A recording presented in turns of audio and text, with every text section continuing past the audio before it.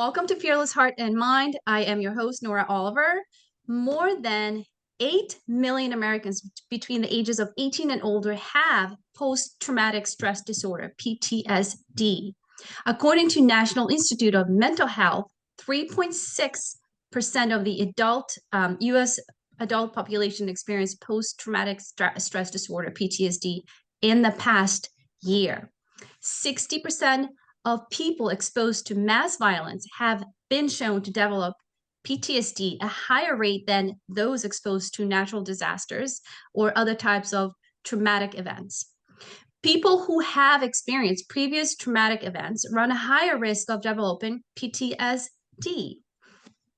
I have here Dr. Irena Kay, who is a retired OBGYN gynecologist, now being hired as a mental performance and relationship success coach.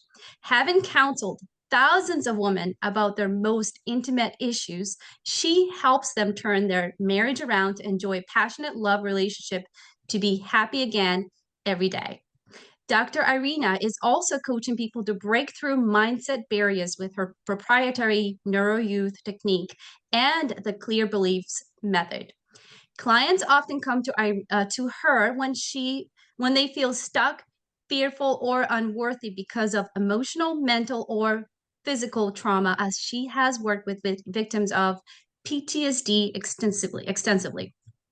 In addition to her medical doctorate, Dr. Irena holds certifications in law of attraction coaching, therapeutic resolutions coaching, and marriage facilitation. So welcome, Irena. I'm so happy to have you here. It's so good to see you. Hi. Hi. So what is PTSD neurologically? You see, there already we're starting with a problem that people who are suffering from PTSD or have been victims of PTSD, the D in this word is something I really don't like. Because if you call it a disorder, just like multiple personality disorder, whatever, you call it a disorder, you're already stigmatized. People would already think, oh, that's something I would never want to have, and I probably will never get because I'm not as weak. They must be in a way, not everybody gets it, even after traumatic events. So neurologically, I'm thinking, I'm 100%, convinced anyway, this is a genetic predisposition that when you are getting an abnormal event, your brain reacts normally. It's a normal reaction of the brain to a completely abnormal event. And the way your brain is primed, and it's primed by experience, it's primed by your upbringing, it's primed by your genetics. This is why some people do and some don't develop PTS. So I call it PTS, just in languages. Not the disorder, yes. Speak or French, they don't call it a disorder. They just call it post-traumatic stress, meaning being stressed after a traumatic event. And who hasn't gone through a traumatic event? Sometimes they don't have to be like something incredibly crazy, like the veterans that go to war, their kids, they're sending the 19, 20 years old, and they maybe see their comrades die. I worked with a veteran like that. It doesn't have to be that way. It can be something else, something that for other people, not weak, for other people is like, what? Why is that an issue? And that, I believe, is genetics. So in other words, if you are a victim or suffering from PTS, this is not your fault. But because it's with the brain, we can help. Absolutely. So what would be some symptoms that one with PTS might be feeling? For that. See, because it's the brain that wants to keep you alive, and it wants to keep it alive in the best way possible, it will default to something that is at the point was a survival mechanism when you had this trauma. And sometimes, this is giving a loop. They will reimagine and re-experience the traumatic event to the point of excluding everything else, to the point where they feel trapped in that never-ending loop. And like I said, this doesn't have to be war or something, but if it is, anything that can just correlate to that, for example, loud noises, can trigger somebody into a panic attack, full-blown panic attack, where they're just sitting there like a deer in headlights, or, you know, it is the flee and freeze and fold response or fight response that gets activated. And this loop is very hard to break out because it's the brain trying to do the best for you. It hasn't learned how to unwind this loop. Exactly. I mean, I can speak from experience. I was a teenager and I lived through the war, where I literally saw people, you know, dying, people killed, shot, and it was very traumatic to see as a kid. Of course. And that, you know, the not having enough food and living in a camp and not having enough water to drink and not having the, you know, basic needs met as a human being, that obviously I can say from experience that it brought in a lot of um, issues with emotions as growing up as a child. And I, even though I didn't admit it, that, you know, yeah, it did affect me as a teenager. I'm like, you know, I kept telling myself, nope, I'm fine. I'm strong. I don't, you know, I can do this. I didn't die, you know, I'm fine. But yes, I remember for years having nightmares. And I remember walking into streets and seeing a police officer. And for me, that was a trigger because a police officer during the war, they were not good. I mean, if I saw a police officer back home during the war, you knew that you weren't going to live. So that was a trigger for me, seeing a police officer, seeing a gun on the police officer. It automatically made me panicky and you know, distress. And so I would run away from those events. Or during high school, when I saw a police officer, that just made me feel very uncomfortable. And of course, come 4th of July, you hear, you know, the fireworks. That was another event. I'm like, oh, geez, this is loud. This is scary. And it reminded me of bombs, you know, hearing the bombs constantly during the war. I'm like, oh my God, this is not fun. This is not pleasant. But it took me years to get past it. And I didn't seek any help. I wish I did, but I didn't seek any help from anyone. Tell me why. And I think mostly we didn't really know you could get help for that. Okay. I wasn't aware. 2, I think, you know, being too proud, I don't need help. That was also another problem that I wish others would not do what I did. I wish I seeked help. I didn't process my emotions. Everything I dealt with, it was just suppressed. And exactly. you know, later it took me years to really start feeling okay to sleep at night. I mean, I would be afraid to sleep at night sometimes because I didn't know if a police officer would come by, if an army trooper would show up, or like, you know, maybe the Serbs would show up, or maybe there are Serbs here in the United States that just didn't like my culture, which was the war, you know, I had to deal with back home. So there was so much that happened there that I really wished I had someone to guide me and help me process everything much faster than I did for myself. But I can say that it is absolutely, I don't like to use the word curable, but you can absolutely get better from PTSD, PTS, whichever we want to call it. Yes. But it's absolutely doable. I've done it. I went through some extreme, you know, unfortunate events, and it took me a few years because I didn't really understand how I can get help, or that there was help for it. But I can say I don't have the fears I had years ago. I mean, that was over 20 years ago. It was a while ago, but I remember those emotions. I remember being scared. I remember being not wanted. I remember having all kinds of thoughts. But thankfully, I was able to get past it. And I know many others, anyone watching this, if you're going through it or you know somebody else that's going through it, that there is help. There is something that can be done. So definitely. Let's talk about. And you're such an inspiration, Nora. I mean, this is a very extreme example of a child having to go through war and seeing people killed. You would think like, duh, this is scary as anything, you know? And what does the brain do? It knows I survived. Everything else is not important that comes up as fears or anxieties. I don't want to be looking weak. I need to be, it's a shame, I don't want to be shamed or anything. So you suppress it. But what's suppressed will always come and bite you in the butt. And this is because it's not only the brain that's affected, but the whole nervous system. And we know the nervous system Absolutely. is all I mean, over it's the body. 10 times worse than if I dealt with it right then when it happened. Yes, but with help, not on your own. Because doing this on your own will just kick you back into the loop. It is very, very hard. If somebody is like suffering a panic attack, how can they themselves pull themselves out? It's like trying to pull yourself out when you're drowning. You can't. You need help. And the best way, in my opinion, is engaging your brain. Ask your brain for help. Make the brain your ally, not just, I don't know, meditations or medication, drugs. No, ask your brain for help. Your brain's there to want you to live better. Absolutely. Absolutely. For example, if somebody is having a PTSD trigger, what can a person do, right? You feel so intense and fearful and you just freeze.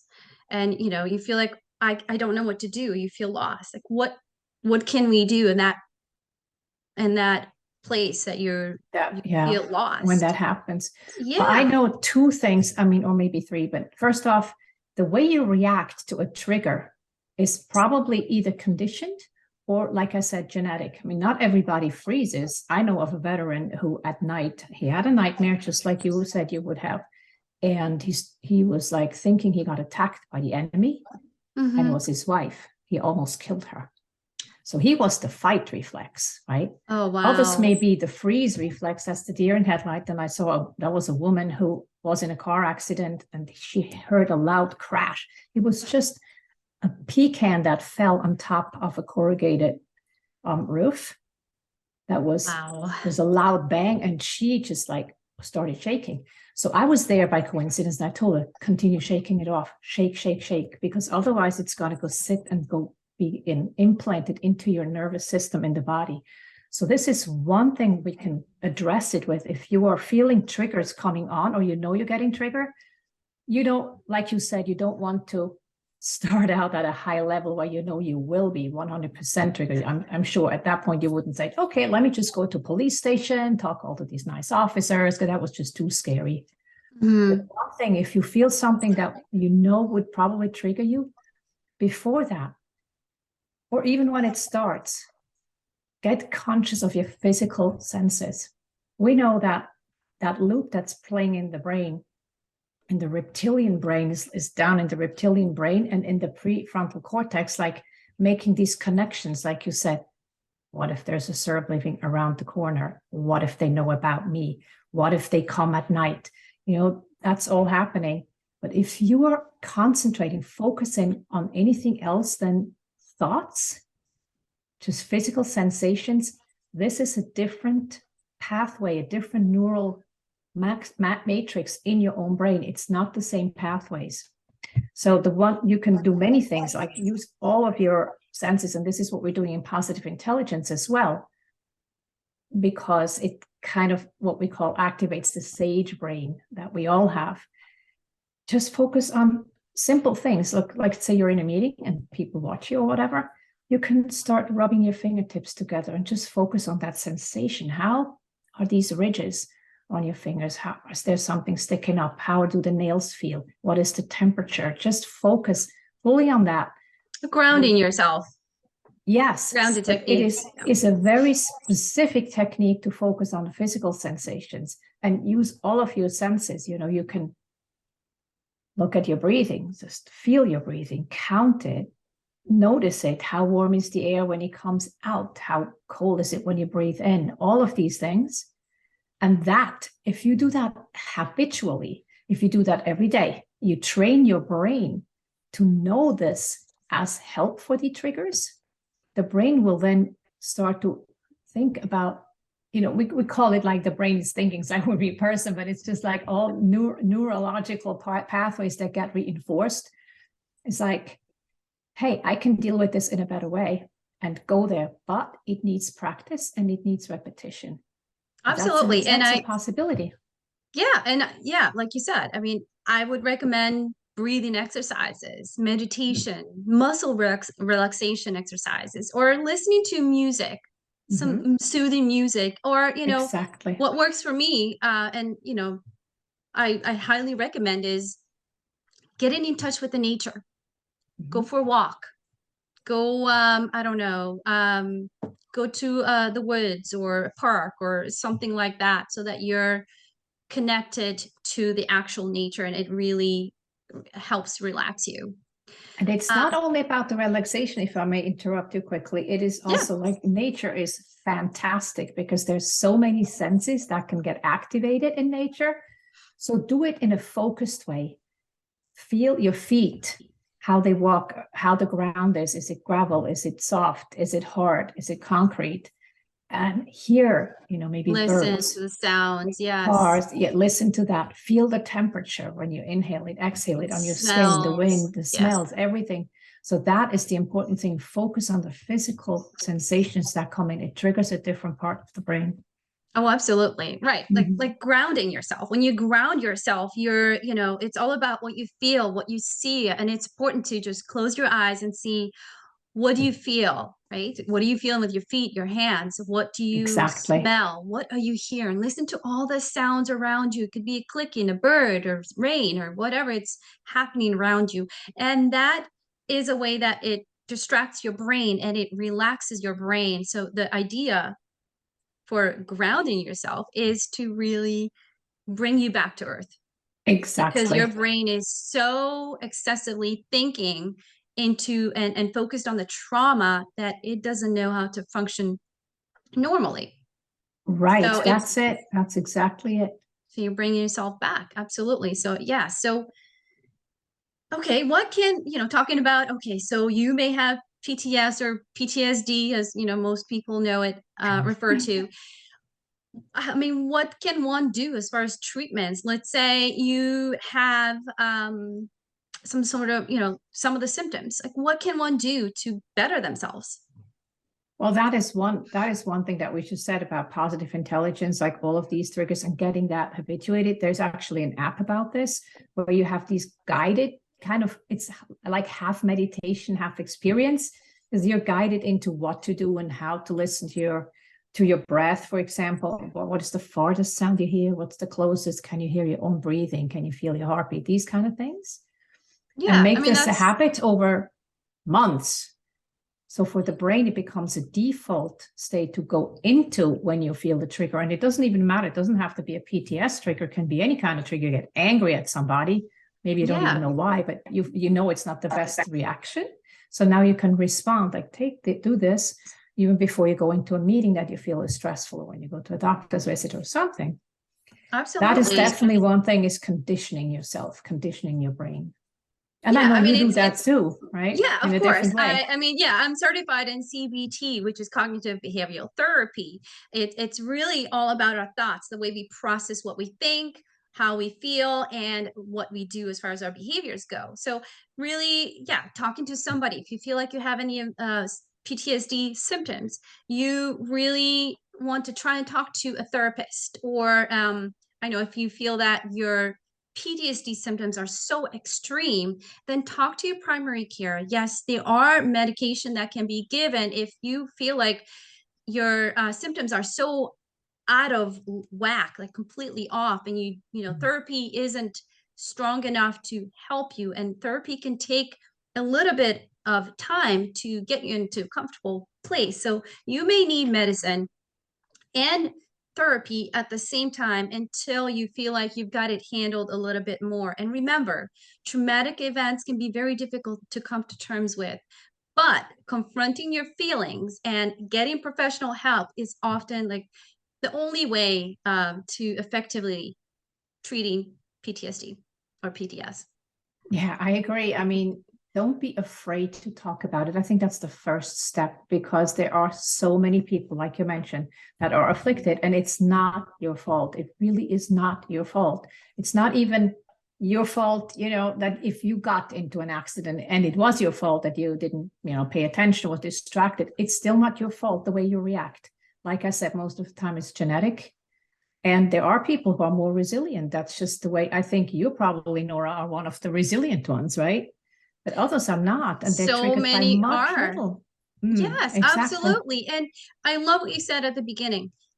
It's not the, oh, I don't like the idea of putting a label into this feeling that we may have, a disorder, like, depression disorder, anxiety disorder, like all of those labels really tend to, I think, make it worse for people when it comes to having a diagnosis. So don't look at it as a disorder. It's not something that you're going to die from. You can treat it. You can get yourself educated in that topic and help yourself and find the right people that can help you. I do this every day. I work with so many different clients that are struggling in so many different ways, from relationship problems to financial problems to OCD and low self-esteem or PTSD, right? So it's okay to get help, and don't worry about the label. It's just a label. Doesn't mean there's something seriously wrong with you. It just means that you have gone through some tough times in your life, and now you're going to figure out how to get away from that and better yourself and make yourself emotionally stable, and for the people around you as well. Remember, if you are the one suffering and have all these PTS symptoms, it will most likely affect other people around you. So by helping yourself, you're also helping others surrounded around you, especially if you have children, if you have parents or whomever you are, or you're in school and it's affecting your friends around you. So there is help, and you just have to accept it for yourself that I don't want to live for the next 10 years, which I wish somebody taught me that years ago. I don't want to go 10 years from now dealing with this issue when I could have done so much more in my life had I not gone through that traumatic event. Yeah, but So it really starts with acknowledging that it's not a disorder. Like I said, in other languages, not English language, it's not called a disorder, but it is the normal reaction to an abnormal situation. And it doesn't matter how abnormal that situation may feel for other people. It only matters how it feels for you. And there is no shame in asking for help, because, like we said, you can't pull yourself out of the water when you're drowning. You need to ask for help if you feel you're stuck in a way and you get triggered by stuff, and that these triggers make your life miserable, make absolutely. your relationships crumble, Right. affect your kids because it makes them, afraid or anxious. Please don't hesitate to go and talk to somebody that could help you. And like you said, maybe it's the primary care. If it's a really severe case, they could help you with medication. But many times, behavioral therapy or even coaching in a certain way, we have many, many different kind of techniques that you could use to address these problems. And I've done it on myself. And what happened is, you still remember the incidents, you still remember, but it doesn't affect you emotionally anymore. I mean, you still remember the cruelty or whatever it was, but now your brain knows how to deal with it in a way that doesn't make it worse, namely suppressing it, shoving it down into the body where you then get sick. Absolutely. It's teaching your brain that this event happened. It was traumatic. It affected you in so many ways, emotionally, physically, but it's not an event that's going to happen to you every single day. So yes, you felt it, you experienced it, it happened to you, but now let's deal with the life that you're living, and let's leave that, put it aside as a memory, right? Put it in that box and move on. How do you move on? And then so that it doesn't come back. And I'm going to say, yeah, the memories are going to come back, but it won't affect you as much. And you're going to have triggers. You're going to have a trigger, but educating yourself and learning how to handle the trigger is so important. And it's also important to keep practicing it, because if you're only handling a trigger one time and you don't continue practicing it, then guess what?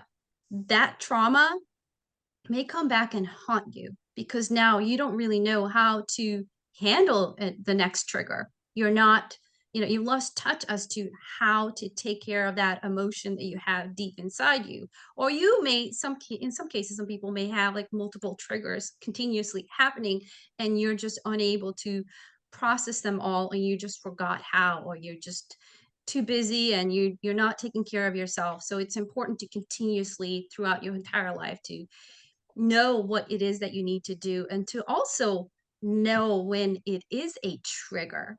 Remember your symptoms, remember how it's making you feel. If like for me, a trigger was seeing a cop.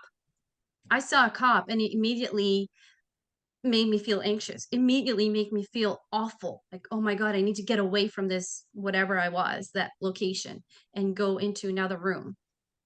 But you have to know how to handle that, and move on. And you have to understand how the brain works too. I think it's so important. It doesn't matter if you're going through difficulties in life or not. I think it is so important. I don't know if you recommend this or not, but I highly recommend that every person try and understand how the brain works.